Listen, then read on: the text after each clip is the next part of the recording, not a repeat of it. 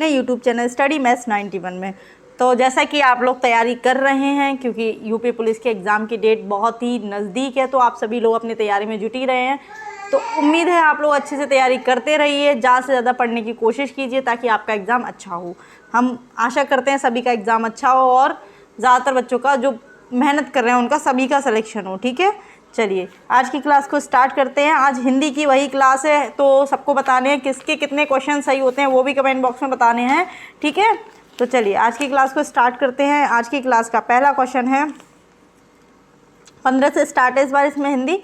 निम्नलिखित में से किस विकल्प में सभी शब्द तत्सम है? ठीक है, आंसर देना है आप लोग को, आंसर देना है सभी को और ये भी बताना है कि कितने क्वेश्चन सही हो रहे हैं। ठीक है, मैं यकीन मानो अगर आपके 30+ क्वेश्चन सही हो रहे हैं हिंदी में तो बहुत अच्छी हिंदी है आप लोगों की, क्योंकि 2-3 क्वेश्चन जो रचनाओं के होते हैं वो भी मैं कोशिश करूँगी उसकी 2 क्लासेस बना दूँ जिससे आपकी सारी रचनाएं कवर हो जाएं। ठीक है, और जो नए हैं चैनल पे वो चैनल को सब्सक्राइब कर लें, ज़्यादा से ज़्यादा शेयर कर दें। ठीक है, और हाँ बेल आइकन जरूर दबा लें वरना नोटिफिकेशन नहीं पहुँचेगा। ठीक है, चलिए तो क्वेश्चन है, किस विकल्प में सभी शब्द तत्सम है? देखिए, कुम्हार गधा क्या तत्सम है? नहीं।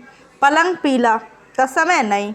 नव्य स्वर्णकार डंडा नाक, देखिए मैंने आपको जब क्लास कराई है उसमें ये भी बताया है कि जिसमें ये वर्णा है ना, अजीब से वर्ण आते हैं, संस्कृत जैसे लगते हैं, तो वो क्या होते हैं? तत्सम होते हैं। यानी जो तत्सम होते हैं वो संस्कृत शब्द होते हैं।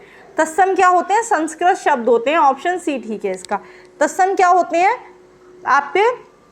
वो आपके तत्सम संस्कृत शब्द होते हैं। ठीक है, तो ऑप्शन सी इसका बिल्कुल ठीक है। चलिए आगे बढ़ते हैं। नलिन और राजीव शब्द किस शब्द के पर्यायवाची हैं? नलिन और राजीव किस शब्द के पर्यायवाची हैं? बताइए। उपवन, अंबर, उत्कर्ष या कमल, तो किसके पर्यायवाची हैं? तो ये कमल के पर्यायवाची। हम कहते नहीं है नलिन, राजीव, ठीक है, कमल, ठीक है, ये किसके हैं? ये कमल के पर्यायवाची हैं। ठीक है, तो इसका ऑप्शन हो गया डी ठीक। कौन सा ऑप्शन ठीक है इसका? डी ठीक है। ठीक है, चलिए आगे बढ़ते हैं। पूर्व और उत्तर के बीच की दिशा को क्या कहते हैं? ये मैंने आपको क्लास में भी कराया था और देखिए पूछा भी गया है आपके प्रैक्टिस सेट में। निम्नलिखित में कौन सा है? बताइए, जिसने पढ़ा होगा वो आंसर दे देगा। ईशान, आग्नेय, वायव्य या नैऋत्य, तो क्या कहते हैं? ईशान। देखिए कौन सा, देखिए आपका क्या होता है, ये है ईस्ट, वेस्ट, नॉर्थ और साउथ। ठीक है, किसके बीच की बात कर रहे हैं? उत्तर और पूर्व के बीच की दिशा, यानी ये वाली दिशा को क्या कहते हैं? ईशान कहते हैं। इसी को कहते हैं ईशान। समझ में आया? तो इसका आंसर ऑप्शन ए ठीक है। ठीक है, समझ में आ गया होगा। चलिए आगे बढ़ते हैं। किस विकल्प में शब्द श्रुति सम भिन्नार्थक का सही अर्थभेद है? बताइए किसमें है, किसमें है? बताइए, आंसर दीजिए। देखिए ये कह रखा है सही अर्थभेद किसका है? तो प्रकृत, प्रकृत, प्राकृत। ठीक है, फिर है वर्ण या वर्ण, शशधर, शशिधर और विष और विष। ठीक है, तो बताइए तो क्या आंसर है इसका? तो देखिए ये भी गलत है, ये भी गलत है। शशधर मतलब होता है चांद और शशिधर मतलब होता है शिव, तो तीसरा वाला सही है, बाकी ये तीनों गलत है। तो ऑप्शन सी बिल्कुल ठीक है इसका आंसर। क्या ठीक है? सी ठीक है। ठीक है, चलिए आगे बढ़ते हैं। नेक्स्ट क्वेश्चन है, निम्नलिखित में से किस विकल्प में शुद्ध वाक्य है? ठीक है, किसमें शुद्ध वाक्य है? वह ऑफिस में बैठा मेरी प्रतीक्षा कर रहा है। दीन दुर्बलों को प्यार करना मानवता है। 10 बजने को 15 मिनट हैं। लड़के अध्यापक को प्रश्न पूछते हैं। तो देखिए वह ऑफिस में बैठा मेरी प्रतीक्षा कर रहा है, ये भी मतलब शुद्ध पूछा है, इसमें भी अशुद्धि है। ठीक है, इसमें क्या है? बैठा, मैं बैठा। ठीक है, दीन दुर्बलों को प्यार करना मानवता है। 10 बजने को 15 मिनट है, ये भी गलत है। कौन सा आंसर हो जाएगा इसका? इसका आंसर हो गया बी, ऑप्शन बी बिल्कुल ठीक है। क्या आंसर? ऑप्शन बी बिल्कुल ठीक है इसका। दीन दुर्बलों को प्यार करना मानवता है। ठीक है, चलिए आगे बढ़ते हैं। नेक्स्ट क्वेश्चन है, निम्नलिखित में से पुल्लिंग शब्द का चयन कीजिए। तो पुल्लिंग शब्द का चयन करना है। ठीक है, पराधीनता, अजमायन, ठीक है, और मुद्रिका। तो इसमें कैसे पहचानेंगे? इसके लिए क्या हम ट्रिक लगाते हैं इसके लिए क्या कर सकते हैं, मेरा और मेरी लगा के देख सकते हैं, मेरा और मेरी। तो मेरी पराधीनता, मेरी अजवाइन, मेरी मुद्रिका, मेरा बिहार। तो क्या होगा इसका आंसर, क्या होगा बताइए। तो क्या होगा इसका आंसर, डी होगा। क्या होगा, डी, मेरा बिहार। ठीक है, ऑप्शन डी बिल्कुल ठीक है इसका। क्या ठीक है, ऑप्शन डी बिल्कुल ठीक है। चलिए आगे, निम्नलिखित में से किस शब्द का प्रयोग एक वचन में होता है। किस शब्द का प्रयोग बताइए, किस शब्द का प्रयोग एक वचन में होता है। तो किस शब्द का, प्राण, सोना, दर्शन, हस्ताक्षर। तो देखिए प्राण, प्राण निकल गए है ना, तो क्या हो गया, एक वचन में तो नहीं हुआ, बहुवचन में हो गया। सोना, दर्शन किए गए, हस्ताक्षर किए गए है ना, तो क्या होगा जो एक वचन में यूज होगा, तो एक वचन में यूज होने वाला क्या है, सोना। बाकी ये सब क्या है, बहुवचन में यूज होने वाले। तो ऑप्शन बी ठीक है 21 का। समझ में आया, सोना क्या है, एक वचन, बाकी सब कैसे हैं, बहुवचन में। बाकी सब कैसे हैं, बहुवचन में है। ठीक है, तो इतना आपको समझ में आ रहा होगा। चलिए आगे बढ़ते हैं। नेक्स्ट क्वेश्चन है 22। हे ईश्वर दया करो, रेखांकित शब्द में कौन सा कारक है। देखिए आपको समझ में आ रहा होगा, हे ईश्वर दया करो कौन सा है, संबोधन है, करण है, संप्रदान है या कर्म कारक है। तो बताइए कौन सा कारक, बताइए, आंसर दीजिए। आप लोग भी आंसर किया करिए। ठीक है, तो कौन सा है, देखो जिसमें आता है हे, अरे, ठीक है, इस तरह से वो कौन से होते हैं, संबोधन कारक होते हैं। ठीक है, संबोधन कारक होते हैं। तो इसका ऑप्शन ए ठीक है। कौन सा कारक है इसमें, संबोधन कारक है। ठीक है, कौन सा कारक है, संबोधन कारक है।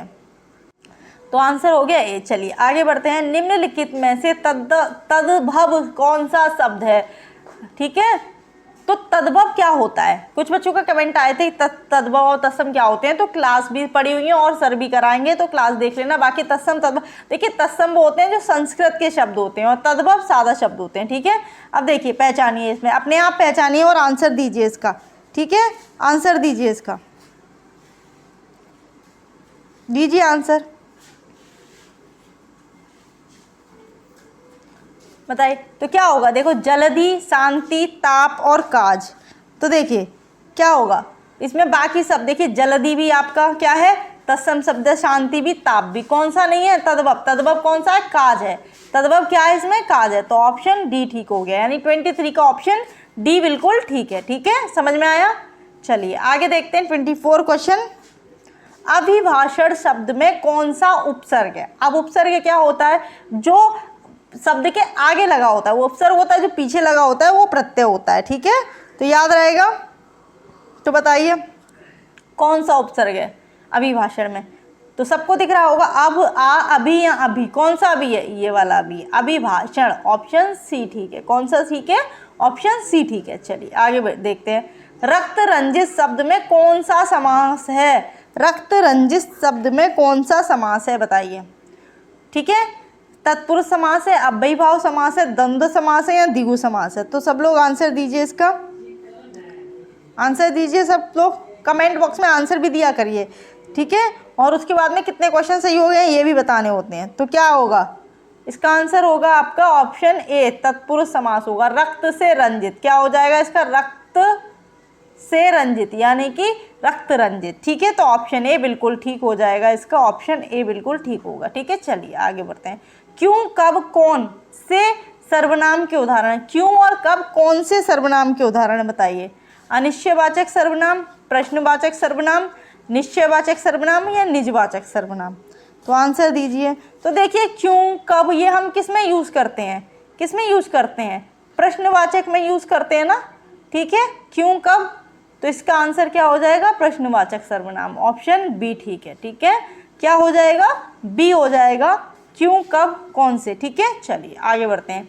मदिरालय शब्द के संधि विच्छेद का चयन कीजिए।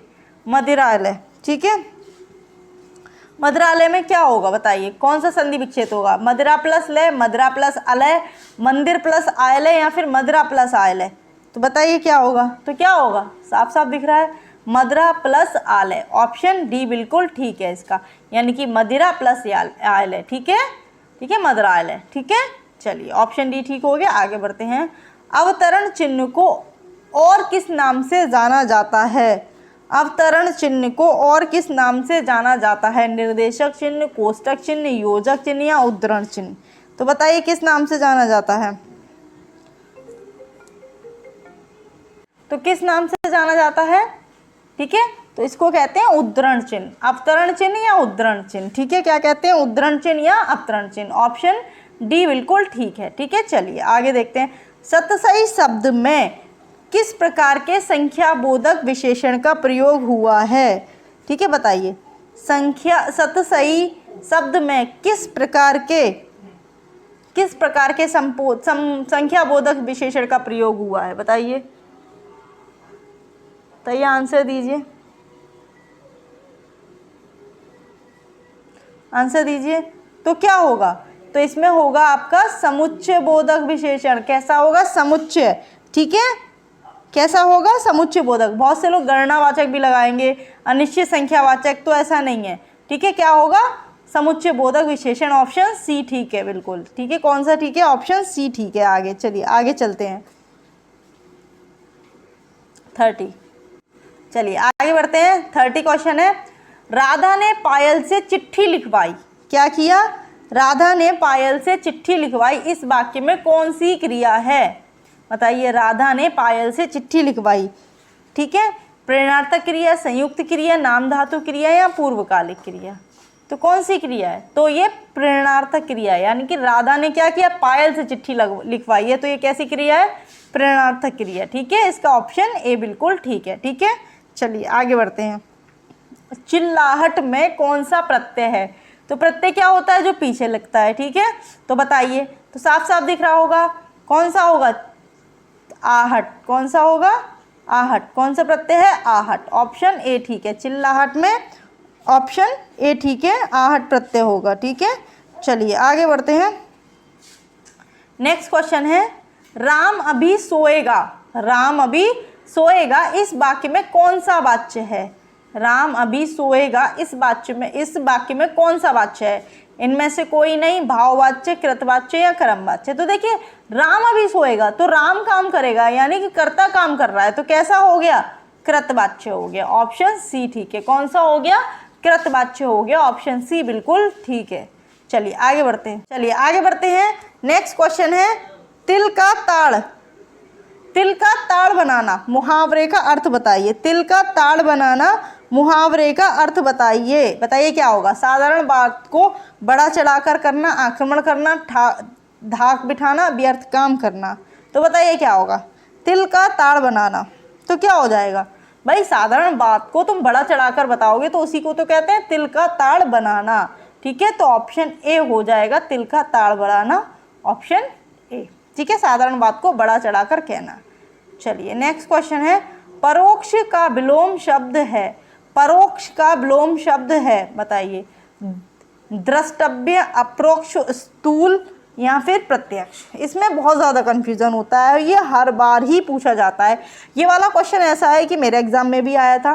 ठीक है, ये क्वेश्चन ऐसा है कि हर बार पूछा जाता है और इसका आंसर बहुत से बच्चे गलत कर देते हैं। ठीक है, तो इसका आंसर क्या होगा? परोक्ष का प्रत्यक्ष होता है। परोक्ष का क्या होता है? प्रत्यक्ष होता है। ठीक है, तो ऑप्शन डी बिल्कुल ठीक है। परोक्ष का क्या होगा? प्रत्यक्ष होगा। ठीक है, विलोम पूछा है। ठीक है, चलिए आगे बढ़ते हैं। चमड़ी जाए पर दमड़ी ना जाए। क्या है? चमड़ी जाए पर दमड़ी ना जाए, लोकोक्ति का अर्थ बताइए। कौन सा होगा? जान चली जाए। ठीक है, जान चली जाए पर पैसा ना जाए, पैसे का बहुत मोह होना, अत्यधिक कंजूस होना, पैसा ही माँ बाप दोनों। तो देखो, बहुत से लोग क्या कहेंगे? जान चली जाए पर पैसा ना जाए, पर ये नहीं होगा। इसका आंसर क्या होगा? इसका आंसर होगा अत्यधिक कंजूस होना। चमड़ी जाए पर दमड़ी न जाए का होगा अत्यधिक कंजूस होना। ऑप्शन सी बिल्कुल ठीक होगा। ठीक है, चलिए। क्रोध किस रस का स्थायी भाव है? क्रोध जो है वो किस रस का स्थायी भाव है? देखिए, आप लोग देख रहे होंगे स्थायी भाव से क्वेश्चन हर प्रैक्टिस सेट में पूछा गया है, तो उम्मीद है आप लोग ये जरूर करेंगे। ठीक है, चलिए। तो किसका है? रौद्र रस का। किसका? रौद्र रस का स्थायी भाव क्या है? क्रोध है। ठीक है, तो ऑप्शन बी बिल्कुल ठीक है। चलिए आगे बढ़ते हैं। सोरठा के द्वितीय और चतुर्थ चरण में कितनी मात्राएं होती हैं? सोरठा के द्वितीय और चतुर्थ चरण में कितनी मात्राएं होती हैं? तो बताइए, आंसर दीजिए। ठीक है, बताइए। अब पहले तो ये पता होना चाहिए सोरठा कैसा है, सम्मात्रिक है या अर्धसम्मात। तो मात्राओं से ही पता चल रहा है, दोनों पहले और तीसरे में अलग मात्राएं होती हैं और दूसरे और चौथे में अलग मात्राएं होती हैं। तो ये कैसा हो गया, अर्धसम्मात्रिक छंद हो गया। कैसा हो गया, अर्धसम्मात्रिक छंद हो गया। ठीक है, कौन सा, सोरठा। दोहा और सोरठा कैसे होते हैं, एक दूसरे के उल्टे होते हैं, तो ये भी आपको पता होना चाहिए। ठीक है ना। तो किस में पूछी है,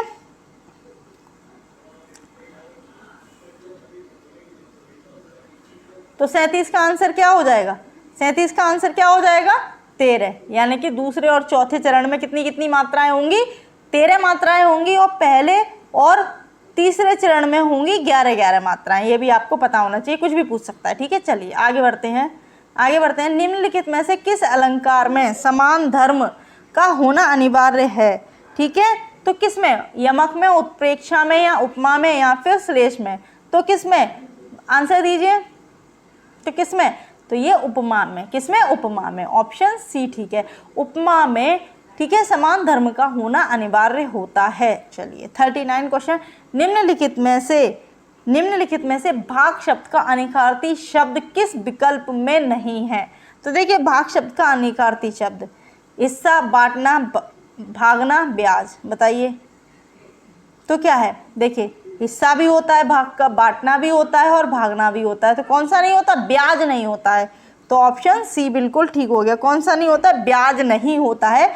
ऑप्शन सी बिल्कुल ठीक हो गया। चलिए आगे बढ़ते हैं। वह बाजार जा चुका है, वह बाजार जा चुका है, इस वाक्य का काल पहचानिए। बताइए, वह बाजार जा चुका है, आसन्न भूतकाल या पूर्ण वर्तमान काल। ठीक है, संदिग्ध वर्तमान काल, सामान्य वर्तमान काल, या पूर्ण भूतकाल। तो बताइए, आंसर दीजिए, क्या होगा इसका आंसर। इसमें क्या हो रहा है, इसमें क्या हो रहा है। देखिए, आपके इस ऑप्शन में दोनों दे रखे हैं, एक तो आसन्न भूतकाल भी दे रखा है और पूर्ण भूतकाल भी दे रखा है। ठीक है, तो लेकिन ये पूर्व वर्तमान काल नहीं होना चाहिए। ठीक है, इसमें तो अब आपका क्या होगा, अगर दोनों ऑप्शन में, तो आपको आसन्न भूतकाल लगाना है। ठीक है, तो ऑप्शन ए ठीक हो जाएगा इसका। ठीक है, चलिए आगे बढ़ते हैं। नेक्स्ट क्वेश्चन है आपका पैराग्राफ। ठीक है, चलिए पैराग्राफ बहुत छोटा सा है तो पढ़ लेते हैं। ठीक है, भारत भयंकर अंग्रेजी मोह की दुर्वस्था से गुजर रहा है। इस दुर्वस्था का एक भयानक दुष्परिणाम, ठीक है, एक भयानक दुष्परिणाम यह है कि भारतीय भाषाओं के समकालीन साहित्य पर उन लोगों की दृष्टि नहीं पड़ती जो विश्वविद्यालय, ठीक है, जो विश्वविद्यालयों के प्राय सर्वोत्तम छात्र थे और सब शासन तंत्र में ऊंचे ओहदों पर काम कर रहे थे। इस दृष्टि से भारतीय भाषाओं के लेखक केवल यूरोपीय और अमेरिकी लेखकों से ही हीन नहीं, बल्कि उनकी किस्मत मिस्र, बर्मा, इंडोनेशिया, चीन और जापान के लेखकों की किस्मत से भी खराब है, क्योंकि इन सभी देशों के लेखकों की कृतियाँ वहाँ के अत्यंत सुशिक्षित लोग भी पढ़ते हैं। केवल हम ही हैं जिनकी पुस्तकों पर यहाँ के तथा कथित शिक्षित समुदाय की दृष्टि प्राय नहीं पड़ती। हमारा तथा कथित उच्च शिक्षित समुदाय जो कुछ पढ़ना चाहता है उसे अंग्रेजी में ही पढ़ लेता है, यहाँ तक कि उसकी कविता और उपन्यास पढ़ने की तृष्णा भी अंग्रेजी की कविता और उपन्यास पढ़कर ही समाप्त हो जाती है, और उसे यह जानने की इच्छा ही नहीं होती कि शरीर से वह जिस समाज का सदस्य है उसके मनोभाव उपन्यास और काव्य में किस अदा से व्यक्त हो रहे हैं। ठीक है, तो ये पैराग्राफ था। चलिए आगे क्वेश्चन करते हैं। भारतीय लेखकों की किस्मत खराब है क्योंकि उनकी पुस्तकों के यहाँ के नागरिक गर्व योग्य नहीं मानते हैं। ठीक है, आगे वे अपनी बात भारतीय शिक्षित पाठकों तक नहीं पहुंचा पाते हैं, वे अपनी भाषा के साहित्य को पढ़कर अपने समाज का हालचाल नहीं जान सकते, वे अपनी भाषा में लिख नहीं सकते। तो बताइए क्या होगा। तो देखिए, वे अपनी भारतीय जो शिक्षित पाठक हैं वहाँ तक बातें नहीं पहुँचा पाते। ठीक है, तो इसका आंसर क्या हो जाएगा, ऑप्शन बी हो जाएगा, जो कि पैराग्राफ के अकॉर्डिंग है। ठीक है, चलिए आगे बढ़ते हैं। उपयुक्त शीर्षक का मतलब शीर्षक दीजिए उपयुक्त पैराग्राफ का। ठीक है, तो क्या होगा बताइए, भारत की दुर्व्यवस्था। क्या होगा, यही होगा ना, भारत की दुर्व्यवस्था। ठीक है, चलिए आगे बढ़ते हैं। भारत का सुशिक्षित समाज कौन सा साहित्य पढ़कर संतुष्ट हो जाता है। तो ये तो सभी को पता होगा, पैराग्राफ पढ़ा तो बताइए कौन सा, बताइए। भारतीय देसी पैराग्राफ पढ़ा आपने, देखिए यहाँ पे भी आपने ये पढ़ा है, कहाँ पर, लेखकों की कहाँ पे था कि अंग्रेजी भाषा, कहाँ पढ़ना चाहते हैं, अंग्रेजी भाषा, क्योंकि पूरा पढ़ लेते हैं तो एक बार में आंसर आ जाते हैं, हमें बार बार पढ़ने की ज़रूरत नहीं होती, लेकिन फिर भी आप चाहें तो देख सकते हैं। देखिए ये लिखा है अंग्रेजी की कविता, ये लिखा है आपको दिख रहा होगा, अंग्रेजी की कविता और उपन्यास पढ़ना चाहते हैं, तो आंसर समझ में आ गया, इसका क्या होगा, अंग्रेजी आंसर हो जाएगा, इसका क्या हो जाएगा, इसका आंसर अंग्रेजी, ठीक है, ऑप्शन सी ठीक है इसका, ठीक है। चलिए आगे बढ़ते हैं। भारतीय भाषाओं के साहित्य के प्रति समाज के किस वर्ष में अरुचि की भावनाएं, अरुचि की भावनाएं बताइए, ठीक है, किसमें, तो सुशिक्षित, कैसे, अभी ऊपर ही पढ़ा था आपने, है ना, सुशिक्षित, ठीक है। भारतीय भाषाओं के लेखक अमेरिकी, यूरोपीय तथा चीन, बर्मा, जापान के लेखकों से भी हीन हैं, क्योंकि उनके साहित्य को भारत के सुशिक्षित लोग ही नहीं पढ़ते, उनके साहित्य को भारत में नहीं पढ़ा जाता, वे अंग्रेजी के मौत से ग्रस्त हैं, उनमें स्वभाषा के प्रति गौरव नहीं है। बताइए आंसर दीजिए 45 का, तो क्या है, जाहिर सी बात है, देखिए इसे अभी मैं आपको दिखा देती हूँ, ऑप्शन ए, तो इसका आंसर तो होगा ऑप्शन ए, क्योंकि पैराग्राफ ने आपने देख ही लिया होगा क्या, क्योंकि दुर्वस्था एक भारत के समकालीन, जो कि देखो यहाँ पे लिखा था भारतीय भाषाओं के लेखक हीन है, बल्कि इसमें किस्मत इंडोनेशिया से लेखक की किस्मत, देखिए यहाँ पे था पुस्तकों शिक्षित समुदाय की प्राय दृष्टि ही नहीं पड़ती, तो यही आंसर हो गया, समझ में आया। तो ये पैराग्राफ में से ही आंसर देने थे, और कैसे देने थे वो भी मैंने आपको बता दिया, एक बार पैराग्राफ पढ़ लो तो आंसर अपने आप आ जाते हैं, ठीक है। चलिए आगे बढ़ते हैं, नेक्स्ट क्वेश्चन है, बस 5-6 क्वेश्चन बचे हैं। मीराबाई किसकी शिष्या थी, बताइए, मीराबाई किसकी शिष्या थी, आंसर दीजिए, आंसर दीजिए इसका, एक संत एकनाथ, संत एकनाथ, संत रैदास, संत तुकाराम या संत नामदेव, तो किसकी थी, संत रैदास की शिष्या थी, ऑप्शन बी ठीक है, मीराबाई संत रैदास की शिष्या थी, ठीक है। निम्नलिखित में से कौन सी भाषा पश्चिमी हिंदी से संबंध रखती है, किससे, पश्चिमी हिंदी से, अवधी, बांगरू, भोजपुरी या राजस्थानी, तो बताइए, बताइए आंसर दीजिए, ठीक है,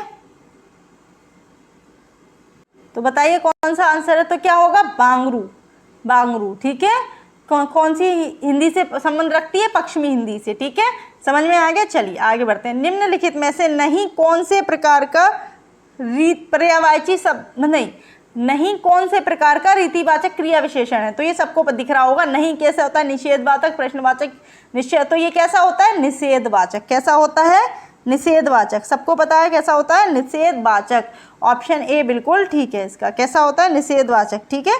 चलिए आगे बढ़ते हैं।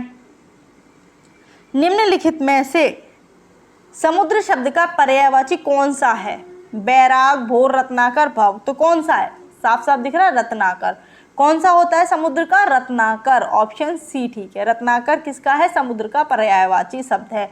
मेघ और मेघ, ठीक है, मेघ, मेघ, श्रुति समभिन्नार्थक शब्द का सही अर्थ भेद बताइए, ठीक है, बताइए, यज्ञ, बल, बादल, जीवन, यज्ञ, बादल और बादल, यज्ञ, बताइए क्या होगा, मेघ और मेध है, ठीक है, ये मेघ और सेम लग रहा होगा, ये मेघ और मेध है, ठीक है, देखिए इसे हम ऐसे बना लेंगे, ठीक है, मेघ और मेध है, ठीक है, तो क्या होगा बताइए, तो क्या होगा इसका, इसका आंसर हो जाएगा बादल। मेघ मतलब होता है बादल, मेघ मतलब क्या होता है, बादल, और जो मेध होता है उसका मतलब होता है यज्ञ, ठीक है, तो इतना समझ में आ गया, तो क्या हो जाएगा, इसका आंसर हो जाएगा डी, ठीक है, 50 का आंसर हो जाएगा डी, ठीक है, बादल और यज्ञ। चलिए आगे बढ़ते हैं।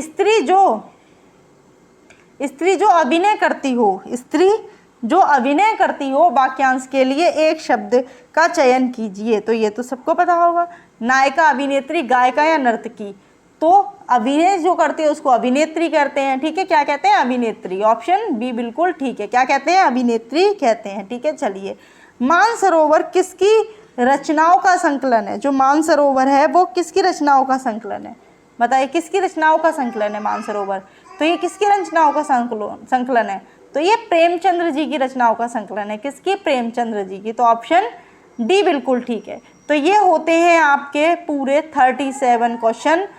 तो आप लोग बताइए आपके 37 में से कितने क्वेश्चन सही हुए, किसके कितने क्वेश्चन सही हुए वो कमेंट बॉक्स में बताने हैं, और क्लास कैसी लगी ये भी बताना है। उम्मीद है आपको क्लास बहुत अच्छी लगी होगी। बहुत ही इंपॉर्टेंट क्लास है, जितनी भी क्लासेस आपके लिए आ रही है वो सभी इंपॉर्टेंट है, तो सारी क्लासेस को देखिए और क्लास को शेयर भी कर दिया करिए।